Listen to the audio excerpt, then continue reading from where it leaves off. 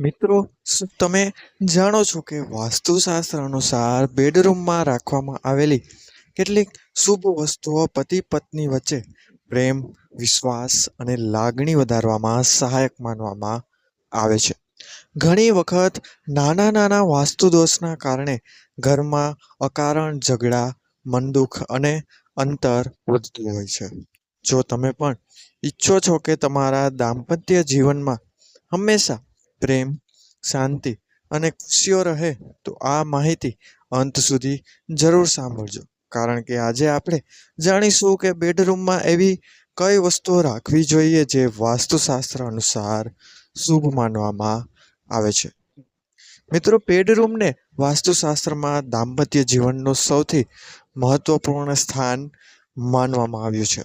એવું કહેવાય છે કે અહીંની સકારાત્મક ઉર્જા સીધી પતિ પત્નીના સંબંધો પર અસર કરે છે. સૌથી પહેલા બેડરૂમમાં રાધા કૃષ્ણની પ્રેમમય તસવીર રાખવી ખૂબ શુભ માનવામાં આવે છે.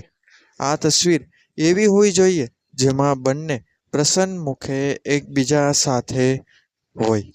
તેને પલંગની સામે અથવા ઉત્તર પશ્ચિમ દિવાલ પર લગાવવી શુભ ગણાય છે. મિત્રો, વાસ્તુ અનુસાર આ પ્રેમ, સમજણ અને વિશ્વાસનું પ્રતીક છે. બીજી શુભ વસ્તુ છે રોઝ ક્વાર્ટઝ ક્રિસ્ટલ. તેને મિત્રો પ્રેમનો પથ્થર પણ માનવામાં આવે છે. આ એક જાતનો પથ્થર છે જેનું નામ રોઝ ક્વાર્ટઝ ક્રિસ્ટલ છે. વાસ્તુ અને ફેંગ શુઇ બંનેમાં તેને સંબંધોમાં મધુરતા અને સકારાત્મક લાવનાર વસ્તુ માનવામાં આવે છે. ત્રીજી વસ્તુ છે જોડામાં મેડરીન બતક એટલે કે મેડરીન ડક્સ. આ બતકો જીવનભર એક જ સાથી સાથે રહે છે, તેથી તેને અખંડ પ્રેમનું પ્રતીક પણ માનવામાં આવે છે. તેને હંમેશા જોડામાં જ રાખવા જોઈએ અને દક્ષિણ પશ્ચિમ દિશામાં રાખવું ખૂબ શુભ માનવામાં આવે છે. ચોથી વસ્તુ છે મિત્રો સુગંધિત તાજા ફૂલો, ખાસ કરીને ગુલાબના ફૂલો.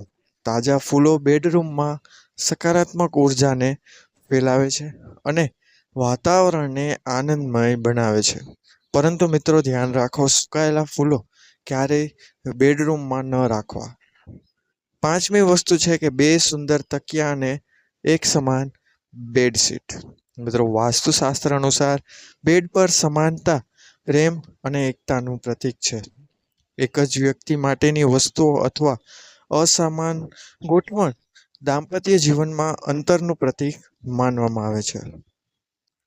છઠ્ઠી વાત એ છે કે બેડરૂમમાં અવ્યવસ્થા ન હોવી જોઈએ. તૂટેલો સામાન, બિનજરૂરી વસ્તુઓ અથવા કચરો બેડરૂમમાં નકારાત્મક ઉર્જા વધારતા હોવાનું માનવામાં આવે છે. તેથી આ નકામી વસ્તુઓ બેડરૂમથી બહાર નિકાલ કરો.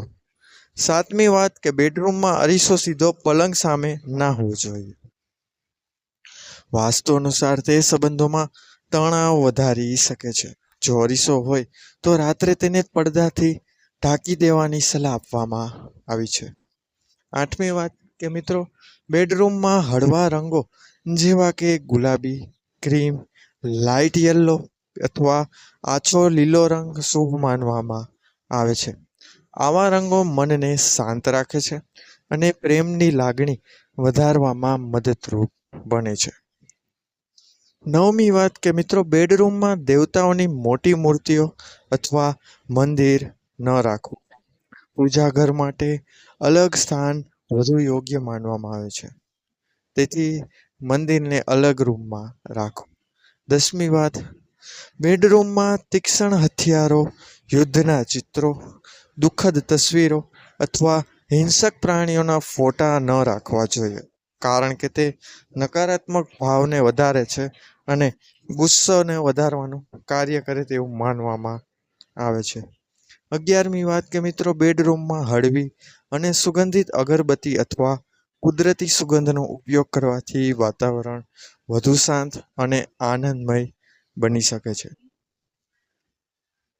12મી વાત, પતિ પત્નીએ શક્ય હોય ત્યાં સુધી એક જ પલંગ પર આરામદાયક રીતે સૂવું જોઈએ. બે અલગ ગાદલા કરતાં એક જ ગાદલું વધુ શુભ માનવામાં આવે છે. કારણ કે તેને મિત્રો એકતાનું પ્રતીક કહેવાય છે. 13મી વાત, બેડરૂમમાં પૂરતો પ્રકાશ અને સ્વચ્છ હવા આવતી રહે તે પણ ખૂબ જ જરૂરી છે. સવારના સમયે બારી ખોલીને તાજી હવા આવવા દેવાથી સકારાત્મક ઉર્જા વધે છે. 14મી વાત છે કે બેડની નીચે કચરો, જૂતા અથવા તૂટેલી વસ્તુઓ અથવા નકામી વસ્તુઓ ક્યારેય ન રાખવી જોઈએ. બેડની નીચેનો આ ભાગ મિત્રો હંમેશા શક્ય હોય ત્યાં સુધી સ્વચ્છ રાખવો, કારણ કે તેને ખૂબ જ શુભ માનવામાં આવે છે. મિત્રો, અંતમાં એક મહત્વની વાત યાદ રાખો કે વાસ્તુશાસ્ત્રને ઘણા લોકો પરંપરાગત માન્યતા તરીકે માને છે.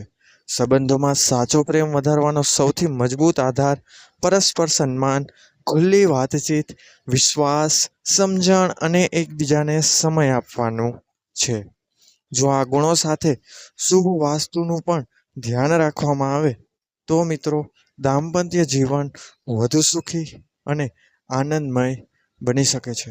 જો તમને પણ તમારા જીવનમાં પ્રેમ, શાંતિ અને ખુશીઓ વધારવી હોય તો આ સરળ વાસ્તુ સૂચનોને જરૂર અજમાવો.